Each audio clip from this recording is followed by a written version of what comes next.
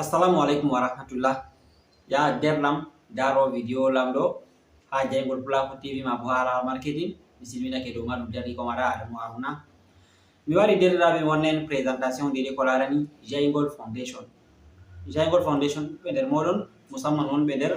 groupe jami di Telegram ma bo groupe di WhatsApp on family no jumuni Jengol Foundation e be don siwo be ndede ha YouTube tan be famay no jumuni Jengol Foundation tadi la be ngare présentation en biya no jumen appliquer en wadi haje ko ha Jengol Foundation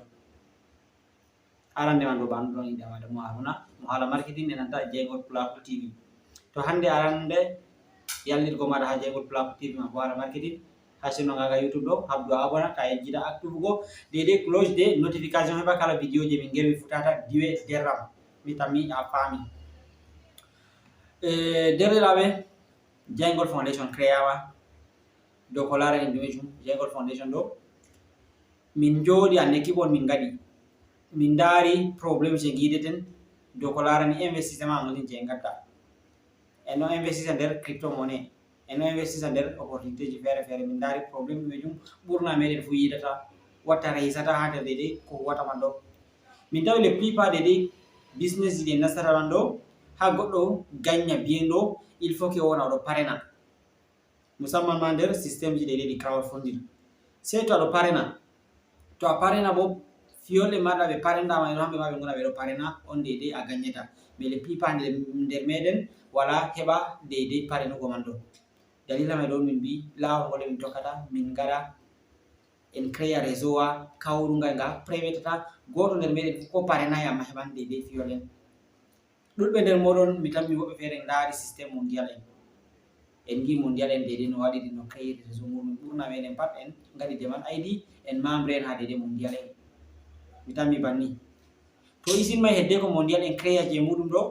min numino créer go isin majum nebi to en gejjitaay diga yake dede samme de BTC arada en fuddino banni mai do yake min nasti min pareni himbe amin dido min tefani himbe mai dido min gatani be dido mai ma debi dido mudum do min no dilli banni me ragare me fu dum yehi dari dum mejum donc no manque d'expérience on famla ni sedda kanjum wadi hunde mai don de hay me bawo de ndari mondial en de wari application ngura mudum en dino do yeri sey banda to be bi en weti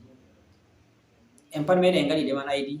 mais burna meden fu ID ji en dido daye goddo fere ID mudum a partir de 1000 goddo fere 2000 goddo fere 3000 goddo fere 4000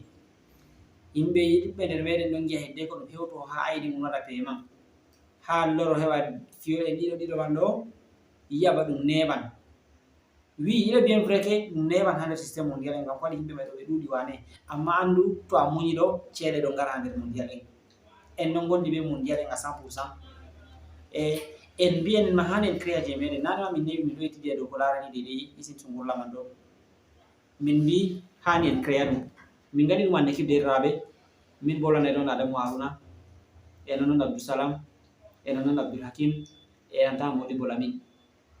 min taski min bi en créer Jengol Foundation dum jumani créer en créer dum bi inde majum Jengol Foundation e Jengol Foundation mai do tammi larugo business wala tinga fiable et rentable la tinga décentralisé na business je fudata bande sedda en biya business na nga majbi e business wala tinga nga bo ka crowdfunding en tefata la tinga nga dede e de clipra dede réseau man do c'est en lansanga nder banni man do min ngadi recherche nder business ji di hani wade do min sew jabo min dari nder business ji dede kanudi c'est min porti min pada min do fast money je curious fast money je fast 25 e nder banni man do mondial en boynandi be mbino business ji tati be ngatta ha par mois do ha premier année do business ji didi be appliquer ça me de BTC be curious et easy be nanta Bitron et après be yidi difficulté be Bitron be anili Bitron be sigi sera bawro minon bo min dali ji dum jumenen Jengol Foundation en gatta eden fulbe en ma équipe menen do dudi dum ha jum hani gaden se min subti min didi en garadi de fast money eder banni man do se min constati keo mondial en fu hambe fu be bi troisième business de be tammi warugo dum tam moto latta fast money man do se min tawi holli vision min boddum de min nowi min gada fast money e mondial e ma bo wi fast money mai tammi warugo mi tammi en fami dalila do en appliquer en bi ɗiɗo kan hunde tilimde en créé groupe je Jengol Foundation Telegram. Déjà nder groupe may ɗon plus de 170 personnes et en lanci vote hande fajira en mbi en giɗi majorité d'abord en yiya himɓe ɗo d'accord en lança fast money may na walla himɓe gonayi d'accord to himɓe ɗo d'accord ma en lança ɗum to himɓe gonayi d'accord bo en anditan ɗum mi tammaki goɗɗo ko goto wangi mbiɗo wonayi d'accord himɓe pat sufti wi himɓe pat dede votuɓe man ɗo ɗon sabi ɗi himɓe ɗo d'accord en tammi lancugo business fast money e en gaɗi vidéo dedei fast money no hutinirta tammi warugo ɓawo vidéo ɗo on tammi larugo business fast money may ɗo comment ça fonctionne lawol ngol goɗɗo tokkata gagna ngam ko en gaɗi banni ɗo to ha en nasti nder fast money ɗo derraɓe goto nder meɗen fo gagna fast money may ɗo Kenya ɗo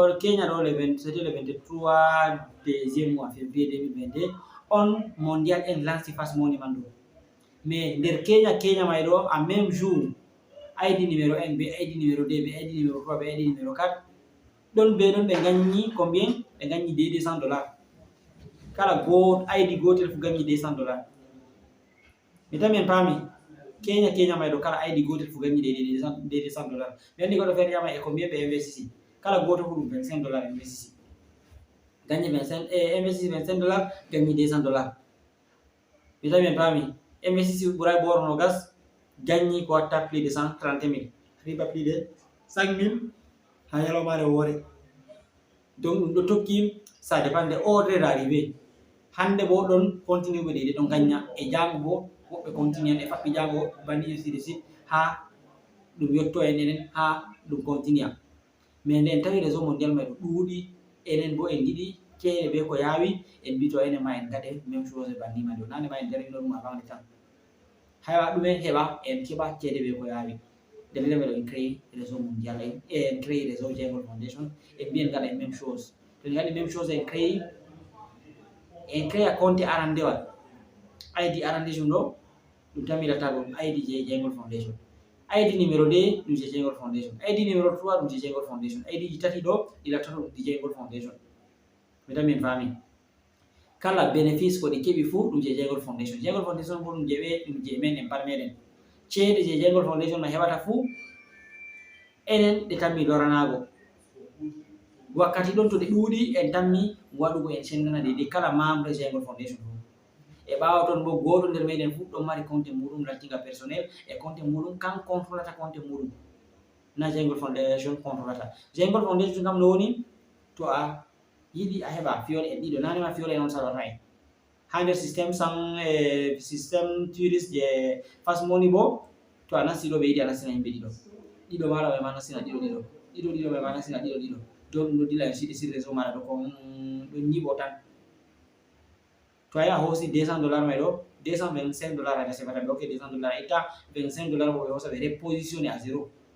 compte maɗa fuɗɗita huugo fay ma ɗum wara loro a hosa $200 ɗum hosa $25 ɗum laya ɗum repositionnan ma ɗum hokkuma itta de $200 banni ɗum tokkata réseau maɗa ɗo dilla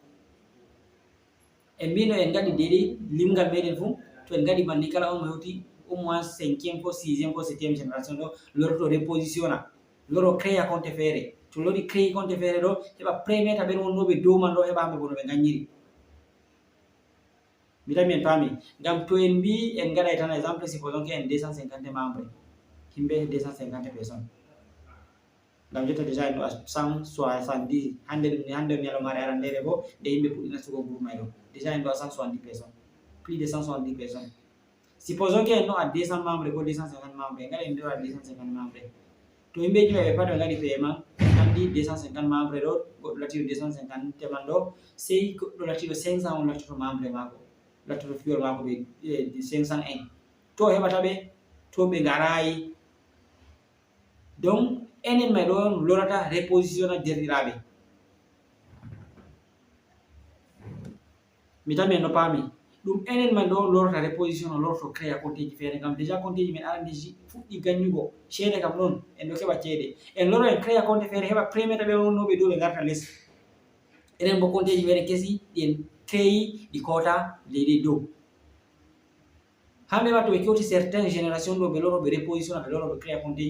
ji ɗi ɓe créuɗen kanji ma ɗi garta les ɗiyaɗi maɓɓe kota dow ɓe en paami donc hatton kam c'est gagnant gagnant mojo fu gagne hatton kam ɗum hunde tilimde kala mo wari gagngo fu bo to gagne $200 gagnata après ɓawo balɗe seɗɗa loro gagne $200 après ɓawo balɗe seɗɗa loro gagne $200 mi tan min faami donc ɗo on de waɗi koye waɗi min appliqué ɗeɗi kuje ɗo man min tawi ɗum hunde tilimde nde hanayi giwa en e sey on lartiɗo intéressé sey on giɗɗo wala doole to a mari haaje ɗo min desante ɗeɗi lien telegram je Jengol Foundation ha description vidéo on ɗo a clique dow lien may ɗo ya intégra nder groupe man ɗum yerɓante ɗeɗi information je condition ji mum yaren may ɗo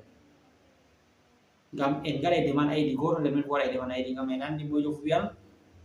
on mbi ID numéro 1 be numéro 2 be numéro 3 de Jengol Foundation mo mara numéro 4 numéro 5 numéro 10 numéro 12 numéro 15 numéro 20 donc ɗo goto nder men fu waɗa e deman ID e ɗum tan mi wattata go par ordre d'arrivée en tan mi yerɓugo email je Jengol Foundation ha mojo fu yerɓata information ji personnel muɗum ha waɗa dede deman muɗum e condition ji may ɗo kala goto fu waɗa e deman ID ɗo yerɓa e $2 en tron $2 en tron ɗo ɓura $1500 ɓe e $2 en tron je gerwata may ɗo na ɗum je Adamu Haruna na ɗum je Abdousalam na ɗum je Modibo Lamine na ɗum je Abdoulhakim ɗum je moyjo mi andi goɗɗo jaman ɗum je Jengol Foundation ɗum je moye ɗum je men en pat meɗen ɗum Jengol Foundation na ɗum je amin bolane ɗo na ɗum je Abdoulhakim na ɗum je Abdousalam na ɗum je Modibo Lamine ɗum je men en pat meɗen mi tan min faami donc kala min non ɓe hoore amin to min ngara e deman ID amin sey to min girɓi le $2 sey to min girɓi $2 may e pat min sey to en girɓi $2 to en girɓi $2 ɗo sey en ngaɗa capture d'écran dede ko hollata preuve en girɓi $2 nda adresse ha en girɓi nda adresse je yerɓi man ɗo en ngaɗa capture d'écran majum e ɓawa ɗo en ngara en remplisa information ji meɗen nom prénom numéro téléphone maɗa adresse mail maɗa pays d'origine maɗa ko pays de résidence maɗa e ville de résidence maɗa e ɓawa ɗon a waɗa adresse de réception tron maɗa to a waɗi ɗum ɗo min tan mi yerɓangoen min tan mi emanangoen vidéo ma ɗum ɗum warde man ayɗi ɗum pat majum a hawra ɗum pat majum a copie o a yaha a clique min tan mi yerɓugo mail je Jengol Foundation may a clique dow ton ɗum yarete babal a watta a kola dede information ji waɗa may bandu yaake koye gaɗayno deman ham mondial en to a koli sey a yaha a sélectionna photo on wala waɗi capture d'écran may ɗo sey a yerɓa ha dede mail man ɗo to a yerɓi ɗo ɗum ɗo yahana Jengol Foundation e dede suhlaniɓe dede Jengol Foundation ɓe tan mi vérifie go par ordre d'arrivée artuɓe yerɓugo waɗugo deman to yimɓe ngari ɗo kafe a waɗi a remplisa information ji may normal no hani bo a waɗi deman hunde feere ngakki min contata dow majum sey a loro a yerɓito feere to a waɗi a yerɓitake feere ɓen artuɓe ma warɓe yerɓi ɓawo maɗa ko hedde ko a yerɓito may ɗo ɓe gona yeeso maɗa ɓe keɓa ID gayejum dow maɗa mojo fu deƴƴita remplisa information ji muɗum normal e yerɓa $2 to ngakki en wi $2 to en wi $2 waɗi a yerɓi des tron ni ça ne va pas na des tron min mbi $2 min mbiya tron mi tan min faami to min mbi $2 waɗi a yerɓi 1,50 ça ne va pas alaji sey $2 min mari haaje ma bo $2 dede Jengol Foundation mari haaje mi tan min faami a waɗa deman ID maɗa e ɓawa ɗon Jengol Foundation tan mima répondu par mail wima nda dede ID maɗa e ɗum tan mi tokkugo banni en sidi en timmini attribuego dede ID yimɓe nden en lansa dede paiement fuɗɗa waɗugo mi andi goɗɗo feere wiyan $2 je en gerwata may ɗum je moye en artino en répondre question may ɗo en mbi $2 je en gerwata may ɗo $2 may ɗo ɗum je Jengol Foundation goɗɗo feere bo ƴamtoto e en mbi Jengol Foundation ID numéro 1 be numéro 2 be numéro 3 ɗo to ɓe to Jengol Foundation ɗum je Jengol Foundation e Jengol Foundation may to heɓata ceede de waɗirta paiement may ceede Jengol Foundation waɗirta paiement may ɗo diraɓe ɗum je $2 je kawrete en andi en kawra $2 compte ji tati je Jengol Foundation may woto tan may ɗon $75 be ceede frais may ɗum funi ɗum ɓurata $80 autre ɗum ɗuɗiri fuu mi tan min faami donc nder $2 je en gerɓata may ɗo nder ma en applicata en ganna Jengol Foundation paiement e to riba man waɗi bono en gaɗanta ɗum riba man to ɗum waɗi ɗum ɗo jippo nder wallet Jengol Foundation wallet Jengol Foundation may ɗo bo ɗum je men en pat meɗen yahugo yeeso ɗo ɗum ɗuuɗi en jiyan ɗume hani en ɗuɗira ɗum ma bo no hani sendiren ɗum mojo fu en germana ɗum ngam puisque mojo fu yerwaɗen ɗo en adresse de réception tron muɗum est ce que ka famaki derraɓe hunde en kawata créego ɗo derraɓe nano hunde famata ɗum réseau mapindi en giɗi en créa enen ma en tammi nango belɗum réseau man bo donc yawu diga jotta wonu parmi les premier to a woni parmi les premier o a nanan belɗum mais an to a wi sey to a reni sey to a yi yimɓe ɗo keɓa d'abo as nden a waran aɗo sakiti a neɓan to hedde ko ɗum yotto aydi maɗa bana ɗuɗɓe yake ɗum ɗo présenta mondial en ɗuɗɓe ɗo néglige ɗum yi bana na ɗum hunde réel mais ɓawo ɗon ɓe faami ɗum ɗuji moni mondial en ko ɓe ngari fu ɓe tawi aidiji man no dayi min bolone ɗon ni ñande ko ɓe lanci deydey mail je mondial en miɗon no dari miɗon no en ligne yakama ɗo plus de 1000 personnes no en ligne ɗo reni waɗa deydey deman aydi muɗum min ma mi lanci mo deman aydi yam mi waɗi même chose hatton no fasi to a yoɓi tron deydey je demande aydi a yerɓa deydey quelques dollars je demande aydi e a waɗa même chose ba je en tindini ɗo e yake man ɗon nde mi waɗi banni allah fu jam yimɓe aydi 34 miɗon 34e parmi plus de 1000 personnes je wonno en ligne wakkati ma wiɗi waɗa demande aydi e ɗuɓɓe dertiraɓe nder meɗen woɓɓe keeɓi aydi gayen ɗo man ɗo e woɓɓe feere bo aydi mumen ɗon à partir de 3000 4000 e ndi ko ɗum yotto aydi maɓɓe ɗo neɓan ɓe keɓan kam to ɓe muñi ɓe keɓan na ceede wañño bo mais ɗum neɓan hedde ko ɗum yotto aydi maɓɓe on bitan min paami to a yiɗa aydi maɗa dayo ha nder Jengol Foundation ya waɗu diga jotta ñande ɗum lansata deydey demande aydi ɗo a wona parmi les premières personnes donc ils vont faire les demandes d'aydi e aydi en wiyata ɗo bo enen en mbi Jengol Foundation en tan mi naftiri ko ɓe JF aydi ɗo enen je min ɗum JF1 JF2 JF3 JF4 JF5 signification majum ni J ɗo ma Jengol, F ɗo bo Foundation Jengol Foundation 1 Jengol Foundation 2 Jengol Foundation 3 Jengol Foundation 4 Jengol Foundation 5 Jengol Foundation 10 Jengol Foundation 100 Jengol Foundation 1000 Jengol Foundation 1 million 2 million ha 1 milliard yimɓe ka ɗo ngara tan ita min faami kala nde yimɓe ɓeddi fu membre en ɓeddi nder ton fu bo en anda keɓal men en pat ɗo on ɓeddoto kala nde membre en ɓeddi fu en pat keɓal meɗen ɓeddoto e kala on mo yewti certain génération fu bo tanmi repositionnugo tanmi lorago créa compte feere wanna ɗum paiement mbiɗa min paami derraɓe ɗon seɗɗa dedi ko larani haala Jengol Foundation mbiɗa vidéo no ko ɗuuɗa explication kam ɗo ɗuuɗi dede je hani faame mais mi tanmi essentiel ko hani on paama kam ɗum faamake donc kala mo yiɗi mo ɗum intéressé fu wara intégré nder groupe telegram je Jengol Foundation ko a nasta nder groupe nder telegram maɗa ha yabade recherche a winde Jengol Foundation a yan ɗum waddanima Jengol Foundation a intégré nder groupe man to a yiɗi bo a clique dow link je min gaɗi ha description vidéo ɗo a nasta nder groupe man ɗo donc ça dépend ha maɗa ɓen yimɓe yiyanɓe deydey investissement en ligne ma bo crypto monnaie ɗum arnak tampi pour vous onon ɗo arnaki koye moɗon kala kon yi min gaɗi be komin gatta fu ɗum grâce à la crypto monnaie premiti min waɗa kujeji ɗuɗɗi en palmeɗe en ndi en andi si en gara anda salo on mo néglige fu kadi tan mi recrétugo ko mi wawata wigo en ande crypto monnaie dam bientôt tan milatago kanjum tan wata duniyaru ceede en naftirta dollar euro franc CFA naira cedis moy ɗo ɗum pat ɗum tan mi disparu derraɓe toutes les choses vont devenir numériques et ɗum tan mi wartugo donc ça se fait en ligne mi tan min paami ngam e ɗo ɗum seɗɗa nder majum donc ɗon explication de ko larani fonctionnement Jengol Foundation et projet et programme Jengol Foundation en appliqué en gerdake en dimaroto business fast money e fast money je en dimaroto ɗo bo paiement je gatta ton ɗo en mbi ɗum paiement je fast 25 dollars 25 dollars ɗo bo ɓe ceede dollar je a waɗirta paiement ha nder fast money be ceede je a waɗirta demande aydi be ceede frais may ɗum pat majum derraɓe en français ba ɗum ɓuray 22000 ɗum ɓuray boro nogas e ɗiɗi mi tan mi nder meɗen to goɗɗo mari anniya kam caɗɗum wiya 22000 saloray ɗum ɓuray ɗum sembe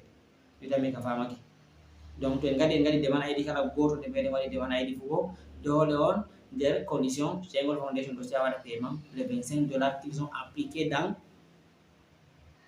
fast money expliqué ka famake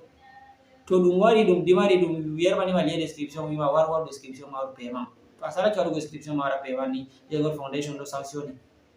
ɓeɗo jafta ID man ha maɗa ɓe hokka goɗɗo gonɗo prêt waɗugo paiement non derraɓe banta en ɗon mbiya se ɗum jaafo vidéo man waɗi ba tawi goɗɗo on appeli mi bayen mbi ɓawo to en gaɗi deman ID nden en gari waɗugo paiement en gerwani goɗɗo lien description en mbi waɗo description waɗo paiement nden waɗai paiement Jangol Foundation ɗo sanctionna mo ɗo jafta ID mako hokka goɗɗo on gonɗo pré ha waɗugo description mum waɗa paiement muɗum mi tan mi en faami ngam en garai ngam ha en retarda en garwon ngam ha en kuwa to en kuwi bo en keɓai to en keɓi bo koye meɗen on en keɓata koye meɗen on en nafata donc en garai ha en pija mi tan mi en faami Jangol Foundation mari haji yimɓe huwoɓe donc fast money mai ɗo mari fast je $25 ɗo mari je $150 ɗo mari je $300 ɗo mari je $450 je $600 en montant mais ko waɗi en appliqué en sufti je ɓuri famɗugo ngam heɓata yimɓe mbi'a ɗum ɗuuɗi to en mbi je 150 namojo fu mari sembe yoɓugo 150 to en mbi je $300 namojo fu mari sembe yoɓugo $300 dalila mai ɗon en mbi hani gaɗen je ɓuri famɗugo je $25 $25 ɗo hunde nde ɓuray en mbi be ceede frais be ceede waɗugo deman ID man pat ɗum ɓuray 22,000 donc nayi wala doka wala daɗɗaɗo sey dariɗo donc ɗon seɗɗa de be ko larani so gurla man ɗo to goɗɗo yiɗi heɓa information ji ko heɓete toon fu bo habda intégré nder groupe mo Jangol Foundation je Telegram derɗiraɓe mi tan mi ka famake to intégré toon ɗo dedi kala question je marɗon fu toon posini yimɓe ɗon répondé on 24 heures c'est 24 heures Adamou Haruna ɗon toon Abdoussalam ɗon toon Abdoul Hakim ɗon toon e nanta Modibo Lamine e luttuɗum dedi derɗiraɓe woɓɓe toon mo posi question fu heɓa dedi mo répondi on ko dedi admin en ɓe ngara nder groupe mai ko ɓe ɓadaki mi tan mi ka famake kam may ɗo gettama dedi ko wolon Adamou Haruna wolonta on donc en cas de to goɗɗo mari haji plus de détail numéro appel 692 92 14 90 ko bo 681 78 78 70 numéro je yewnuɗa fu ɗum numéro Adamou Haruna ma bo numéro je WhatsApp plus 221 numéro Sénégal on code Sénégal plus 221 78 472 62 34 ɗo ɗum numéro ji dedi ko wolon Adamou Haruna ma bo numéro Telegram 692 92 14 90 ma bo nasta YouTube amin ɗan Jangol Black TV ma bo haala marketing gaɗa tefiri fu a heɓa information ɗo Adamou Haruna a yettama on gettama e on jarama.